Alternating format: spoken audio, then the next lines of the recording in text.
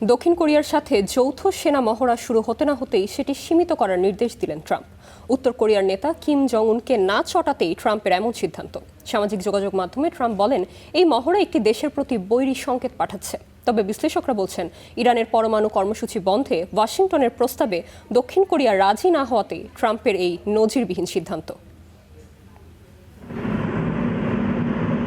রোববার রাতে শুরু হলো যুক্তরাষ্ট্র ও দক্ষিণ কোরিয়ার যৌথ সেনা মহড়া। বরাবরের মতো এবার বার্ষিক এই মহড়া হবার কথা ছিল টানা 10 দিন, কিন্তু মহড়া শুরু হতে না হতেই বিপত্তি।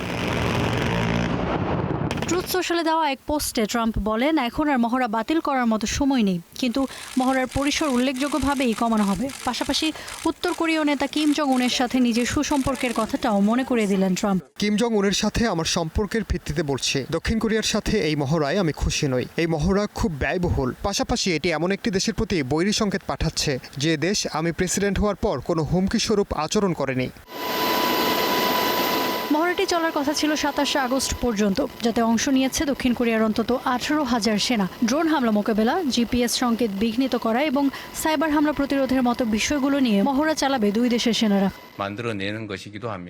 কিন্তু বন্ধুরাষ্ট্র দক্ষিণ কোরিয়ার সাথে কেন এমন আচরণ ট্রাম্পের? জানা গেছে, ইরানের পরমাণু কর্মসূচি বন্ধে ট্রাম্পের প্রস্তাব নাকচ করাটাই আসল কারণ। তাই যদি হয়, তবে বিষয়টি নজিরবিহীন বলছেন বিশ্লেষকরা। একটি নিয়মিত সামরিক মহড়া, যার সময়সূচি আগে থেকেই নির্ধারিত ছিল, আর অন্যদিকে অন্য এক অঞ্চলে সামরিক পদক্ষেপের বিষয়ে সিউলের সম্মতি না দেয়া, এভাবে দুটি বিষয়কে যুক্ত করাটা নজিরবিহীন। মিত্রদের সঙ্গে এমন আচরণ সচরাচর দেখা যায় না। হতে পারে কিম জং উনকে খুশি করে তার সাথে কূটনৈতিক যোগাযোগ স্থাপন করার স্বার্থেও ট্রাম্প এমন নাটকীয় আচরণ করতে পারেন। কিমের সাথে আলোচনা করতে চান বলে একাধিকবার ইঙ্গিত দিয়েছেন ট্রাম্প। ইফাতিরা, star news.